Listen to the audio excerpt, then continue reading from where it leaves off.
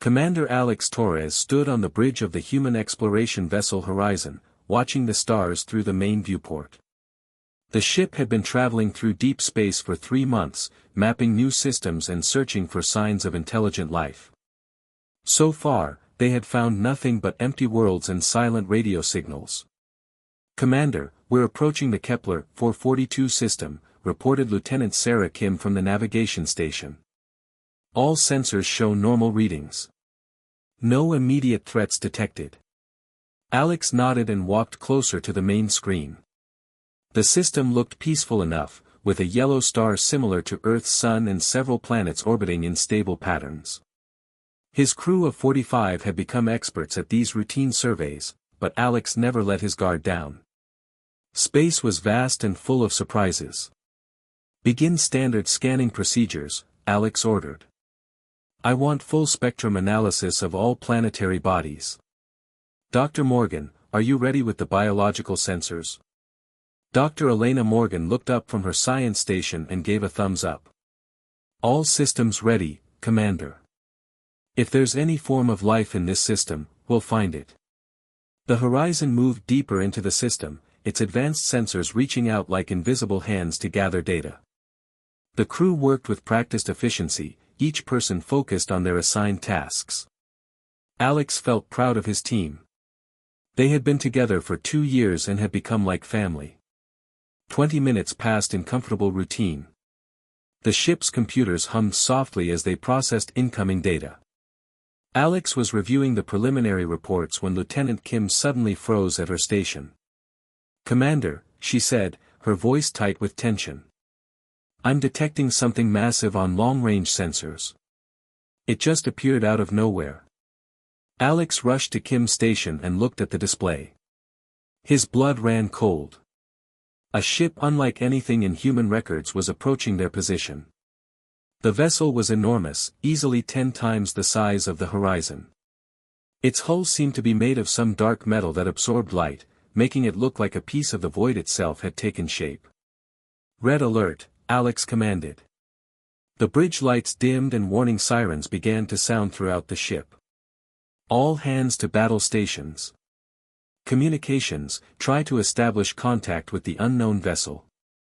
Communications Officer Tom Bradley worked frantically at his console.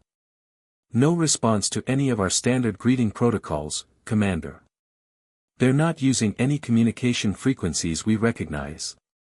The alien ship continued its approach, moving with purpose and precision. Alex could see strange lights pulsing along its hull, creating patterns that hurt to look at directly. The vessel's design was both beautiful and terrifying, like something from humanity's darkest dreams. "Weapon status?" Alex asked. "All defensive systems online," replied Weapons Officer Lisa Chin. "But Commander, I have to be honest. Our weapons would barely scratch the paint on that thing. The energy readings I'm getting suggest their technology is centuries ahead of ours." Alex felt his heart pounding, but he kept his voice calm. His crew was looking to him for leadership, and he would not let fear take control. "Hold position and maintain defensive readiness. Do not fire unless they attack first." The massive alien ship slowed its approach and came to a stop just 5 kilometers away. At this distance, Alex could see more details of its construction. The hull was covered in geometric patterns that seemed to shift and change as he watched. Towers and spires jutted from its surface like the skyline of an impossible city. Suddenly, every screen on the bridge flickered and went black. When the displays came back online, they showed the same image, a symbol that looked like a spiral made of light, spinning slowly against a dark background. Then, without warning, words began appearing in perfect English. "Human vessel. You will send your leader to our ship. The Queen demands an audience. You have 10 minutes to comply." The message repeated 3 times, then the screens returned to normal. The bridge fell silent except for the quiet hum of the ship's systems. Alex felt 44 pairs of eyes looking at him, waiting for his decision. "Commander, you can't seriously be considering this," said Dr. Morgan, stepping forward. "We have no idea what they want or if it's safe. For all we know, this could be a trap. Alex understood her concern. Everything about this situation screamed danger. An unknown alien race with superior technology making demands was exactly the kind of first contact scenario that Earth's military advisors had warned against. But he also knew that running might not be an option. The alien ship had appeared without warning and could probably catch them easily if they tried to escape. "Tom, open a channel," Alex said finally. "All frequencies." "Channel open, sir." Alex took a deep breath and spoke clearly. "This is Commander Alex Torres of the human exploration vessel Horizon. We are peaceful explorers from the planet Earth. We are willing to meet with your queen, but we request assurance of safe passage and return to our ship." The response came immediately, not through the communications system but directly into Alex's mind. The voice was feminine but alien, with harmonics that no human throat could produce. "You will come alone. Your ship will not be harmed if you comply. Refuse, and your vessel will be destroyed. You have 8 minutes remaining." Alex closed his eyes for a moment, feeling the weight of command pressing down on his shoulders. He was responsible for the lives of his entire crew. If there was even a small chance that cooperation might save them, he had to take it. "Sir, with respect, I volunteer to go in your place," said Lieutenant Kim.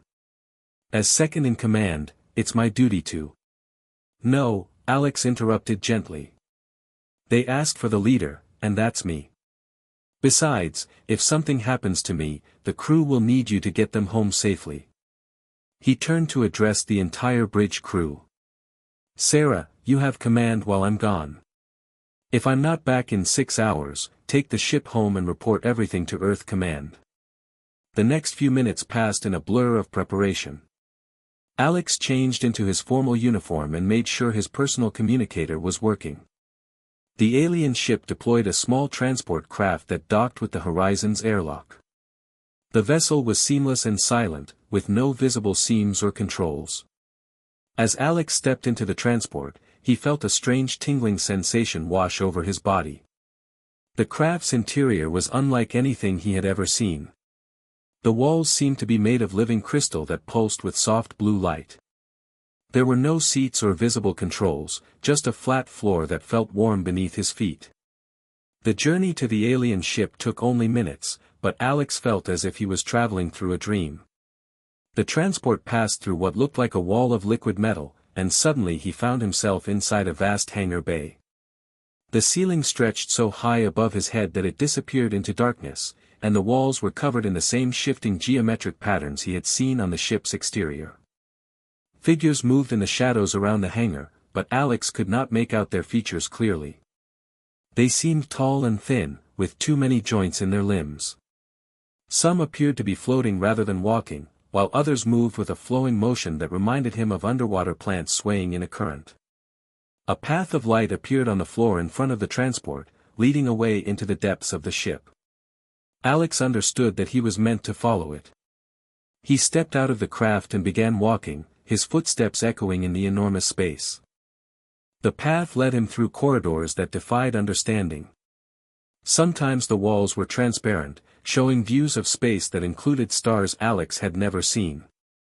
Other times the passages seemed to be carved from solid rock or grown from living wood. The architecture changed constantly, as if the ship was reshaping itself around him as he walked. After what felt like hours but was probably only minutes, Alex arrived at a massive set of doors. They were made of the same dark metal as the ship's hull, but covered in intricate carvings that seemed to tell a story. He could see figures that might have been aliens engaged in various activities, building cities, exploring space, and what looked like wars between different species. The doors opened silently, revealing a chamber so vast that Alex could not see its far walls. The ceiling was a dome of crystal that showed the stars outside, making him feel as if he was standing in the center of space itself. The floor was made of something that looked like black glass, perfectly smooth and reflecting the starlight from above. At the center of the chamber stood a throne that seemed to be carved from a single piece of white stone. The seat was tall and imposing, with a back that rose 15 feet into the air. Surrounding the throne were smaller structures that might have been altars or control panels, all covered in the same shifting symbols he had seen throughout the ship. On the throne sat the most magnificent and terrifying being Alex had ever encountered. Queen Vexera was nearly 9 feet tall, with 4 arms that ended in hands bearing 6 fingers each. Her skin was the color of deep ocean water, with patterns of silver that ran along her arms and neck like living tattoos.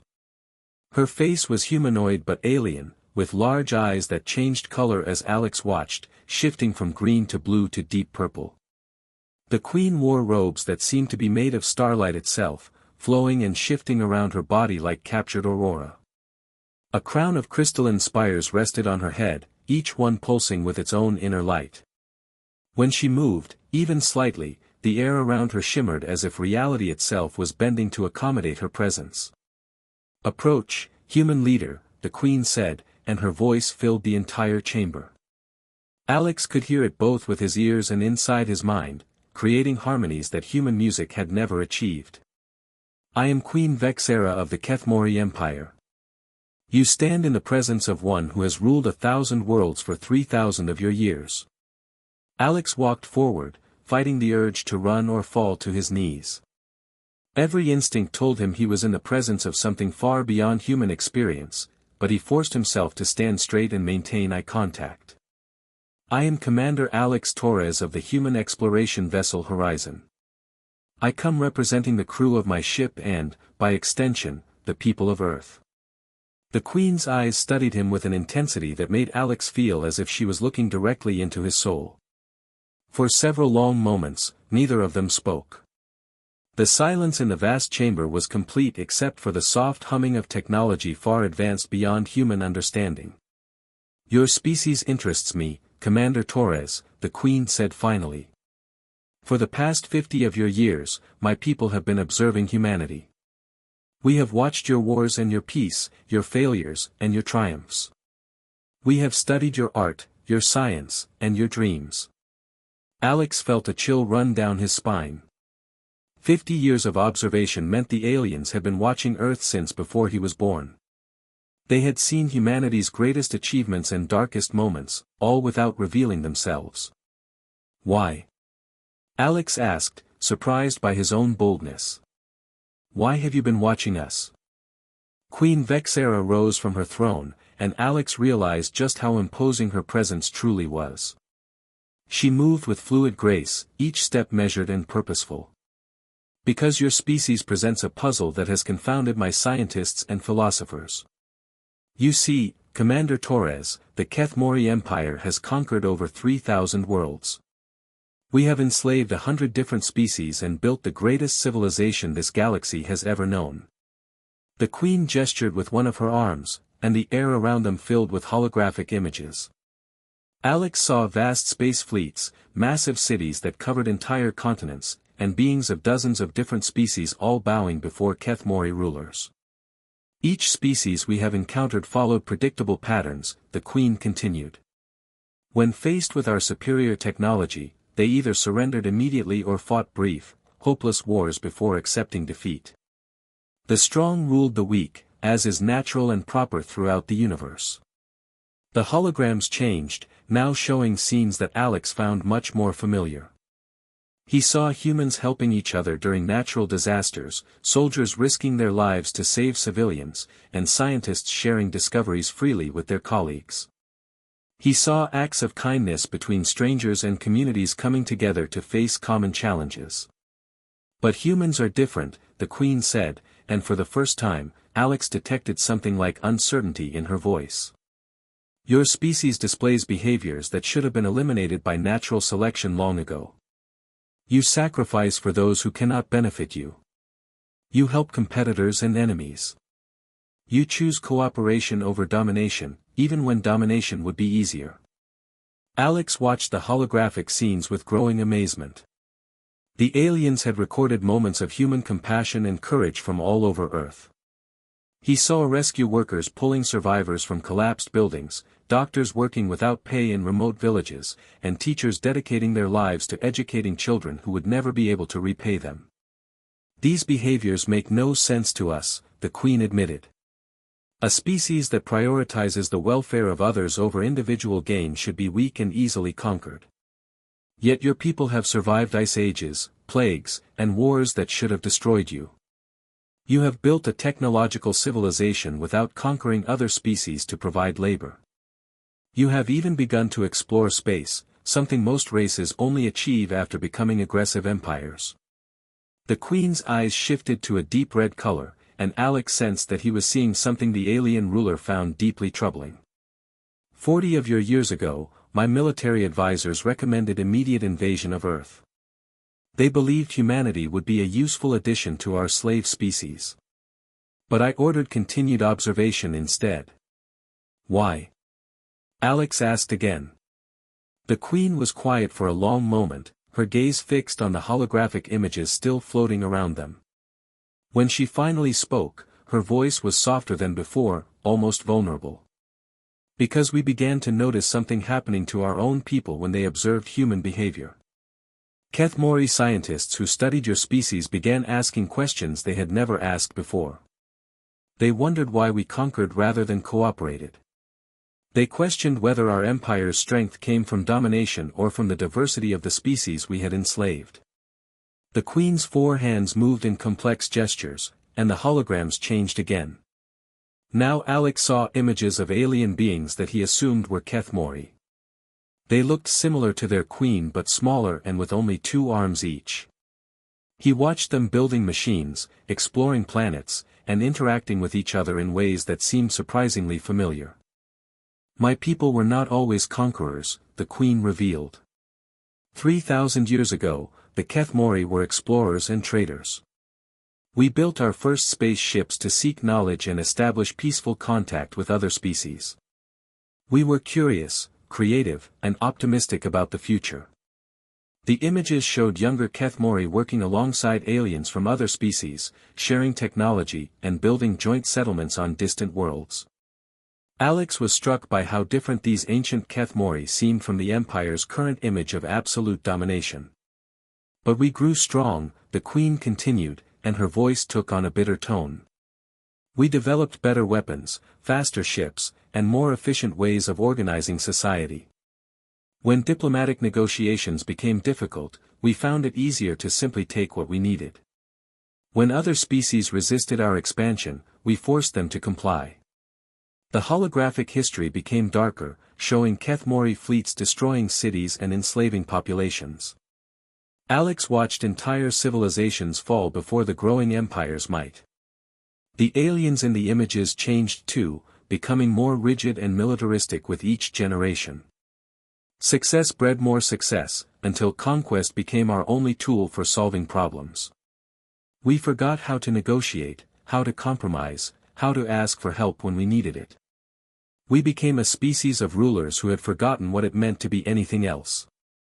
The Queen turned back to Alex, and he could see centuries of weariness in her ancient eyes. For 1,000 years, this system worked perfectly. We expanded across the galaxy, accumulating resources and power beyond measure. Our empire became the greatest force this galaxy has ever known. But something went wrong, Alex said, beginning to understand where this conversation was leading. Queen Vexera nodded slowly. Everything went wrong, Commander Torres. Our empire is dying from within, and we no longer remember how to save it. The holographic images around them shifted one final time, showing scenes that filled Alex with sadness. He saw Kethmori cities where the inhabitants moved like automatons, following routines without joy or purpose. He saw vast factories producing goods that no one seemed to want, and research facilities where scientists pursued knowledge without curiosity. Most disturbing of all, he saw entire planets where the alien population was declining as fewer and fewer children were born each year. We have become too successful for our own survival, the Queen explained. When every challenge can be solved through force, there is no reason to grow or adapt. When every need can be met through conquest, there is no motivation to innovate or create. My people have everything they could possibly want, and they are dying of spiritual starvation. Alex felt a strange mixture of fear and sympathy. The being before him commanded technology that could destroy Earth without effort, yet she was describing a crisis that human civilization might be able to understand and even help solve. The worst part, the Queen continued, is that we can see what we have lost, but we cannot remember how to reclaim it. We have bred the capacity for hope and wonder out of our species. Our children are born already knowing that they will spend their lives maintaining an empire built by others. They have no dreams of exploration or discovery because we have already conquered everything worth conquering. The Queen's eyes had shifted to a color Alex had not seen before, a deep blue-green that reminded him of Earth's oceans. Then we began observing humanity, and we saw species that still possessed everything we had lost. You still dream of exploring unknown worlds. You still work together to solve problems larger than any individual can handle. You still sacrifice for the future rather than simply preserving the present.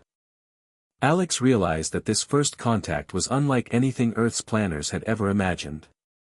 Instead of facing either benevolent teachers or hostile invaders, humanity had encountered aliens who were simultaneously more advanced and more lost than themselves. "What do you want from us?" Alex asked.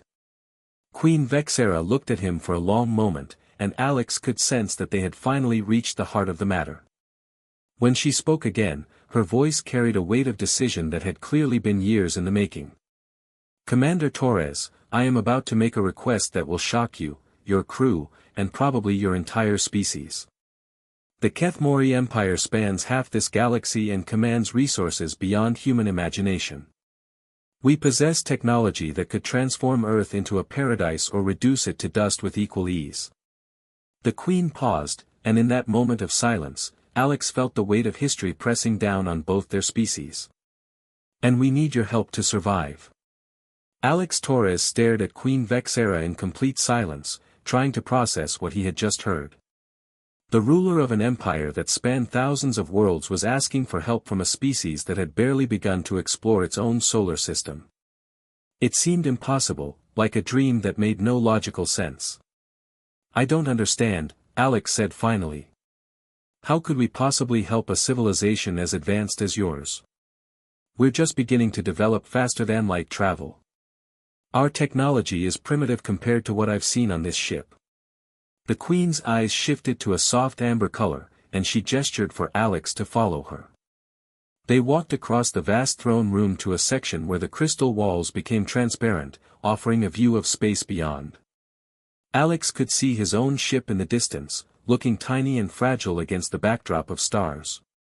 "Technology is not the solution to every problem, Commander Torres," the Queen said. "In fact, I believe our technological superiority has become part of our curse. When you can solve any material problem with advanced machines, you lose the ability to solve problems that require something more fundamental." She touched the crystal wall with one of her 4 hands, and the transparent surface came alive with new images. Alex saw Kethmori cities that looked magnificent from a distance, with towering spires and floating platforms that defied gravity. But as the view zoomed closer, he could see that the streets were nearly empty. The few aliens who were visible moved with mechanical precision, like people following a program rather than living their lives. "My people have forgotten how to adapt," the Queen explained. "For 1,000 years, every challenge has been solved the same way: apply more force, use better technology, or conquer additional resources. We have become a species of engineers trying to solve emotional and spiritual problems with machinery."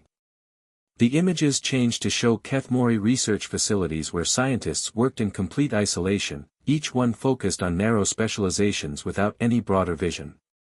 Alex watched alien researchers developing incredible technologies, but their faces showed no excitement or curiosity. They worked because it was their assigned function, not because they felt any passion for discovery. "Our birth rates are declining because our young people see no purpose in bringing children into a universe where everything important has already been accomplished," the Queen continued.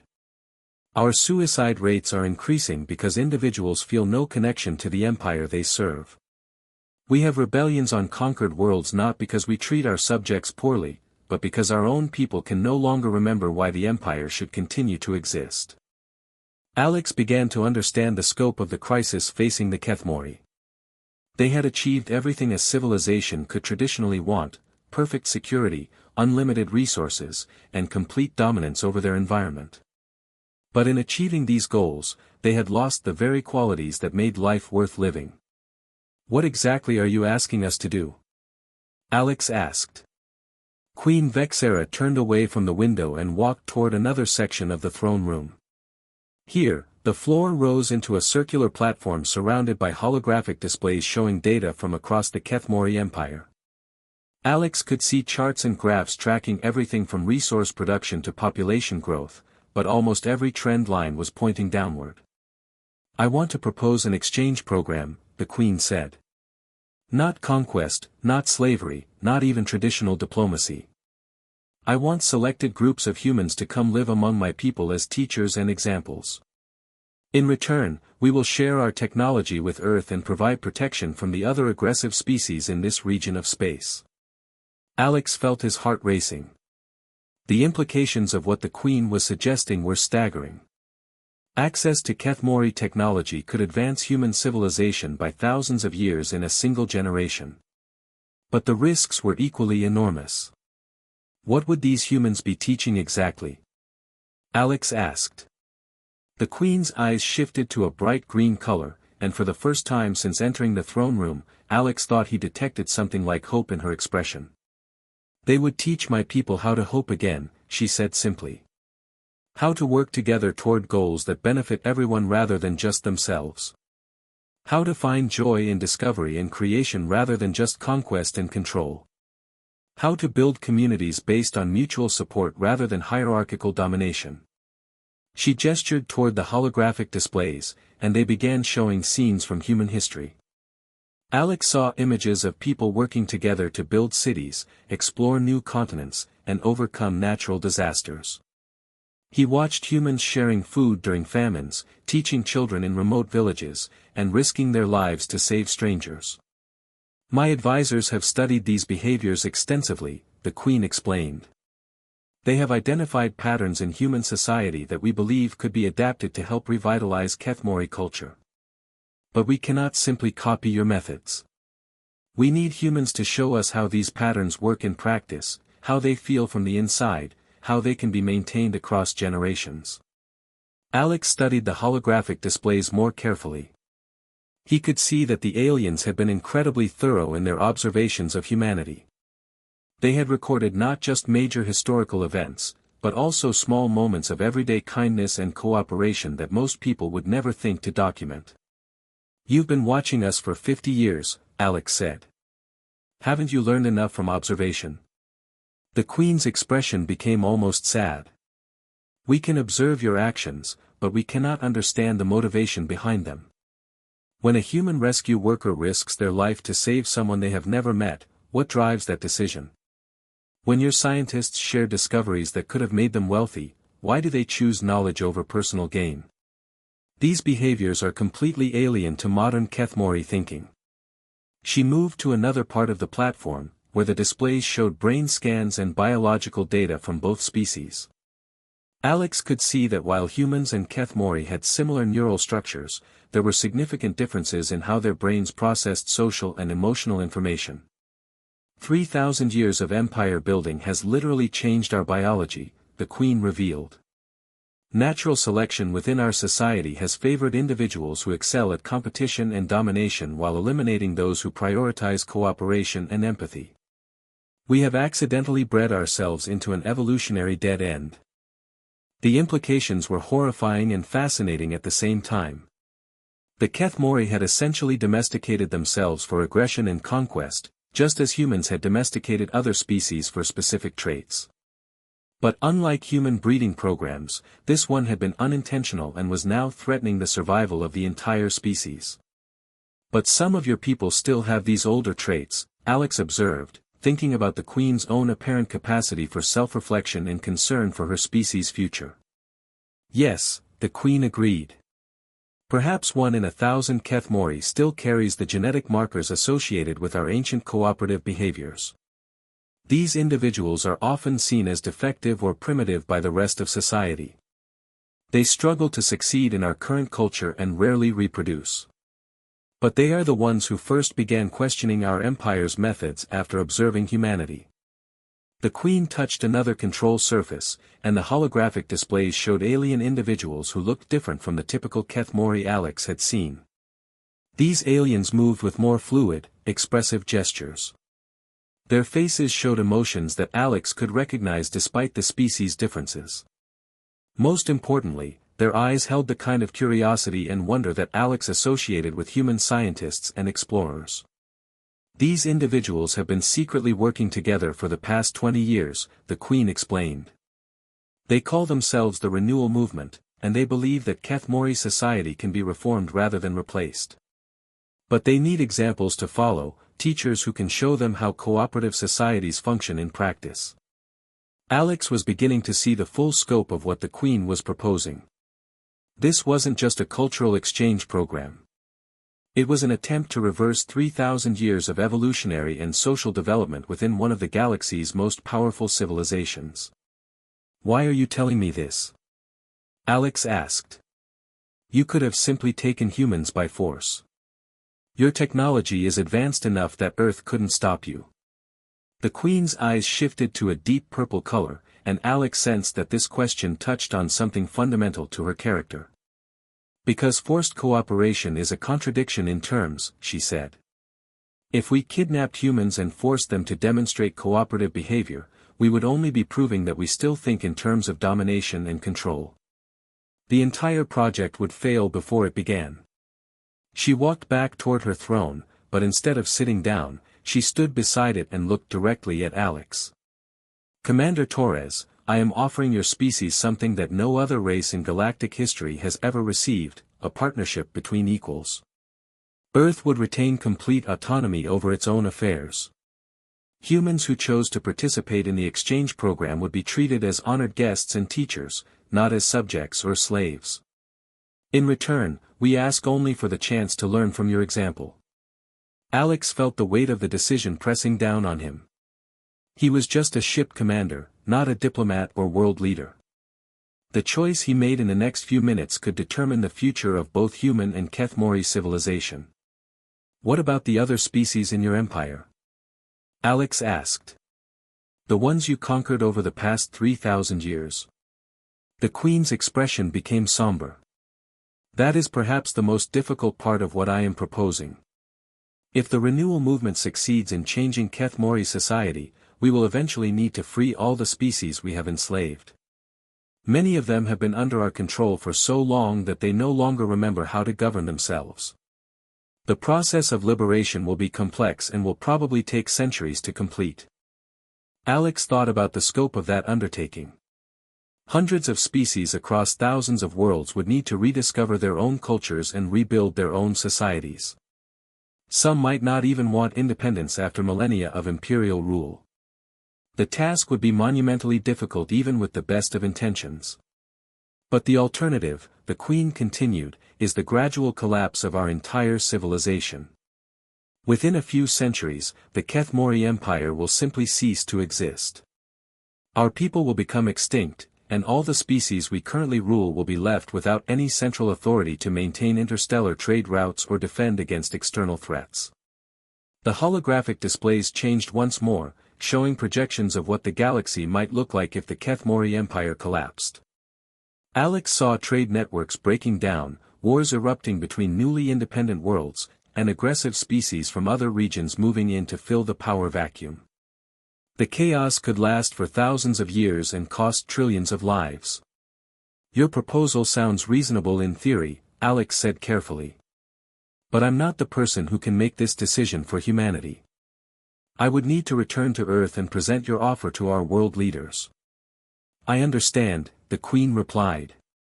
"But I hope you will consider this. Your species stands at a crossroads that we passed long ago. You have developed the technology for interstellar travel and will soon encounter other galactic civilizations. How you handle these encounters will shape the next phase of human development." She gestured toward the displays, which now showed various alien species that existed in the galaxy beyond human knowledge. Some looked peaceful and advanced, while others appeared aggressive and militaristic. Alex realized that Earth had been incredibly fortunate to encounter the Kethmori rather than one of the more hostile races.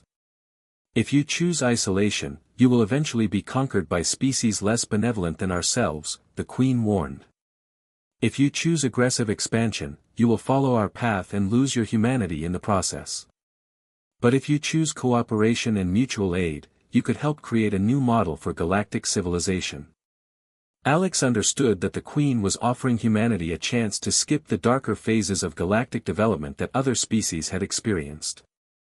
Instead of learning through conquest and suffering, humans could help build a better model from the beginning. There's something else you should know, the Queen added. The fact that I am making this offer at all represents a significant risk to my own position. Many members of the Kethmori ruling council see any cooperation with inferior species as weakness.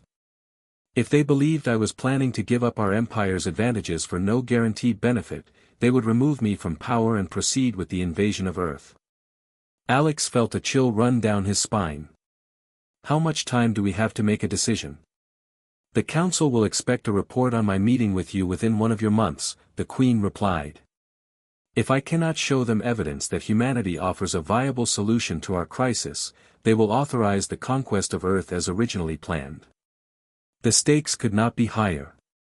Alex realized that he was not just carrying a proposal back to Earth, but also a deadline that could determine whether his species remained free or became part of an alien empire.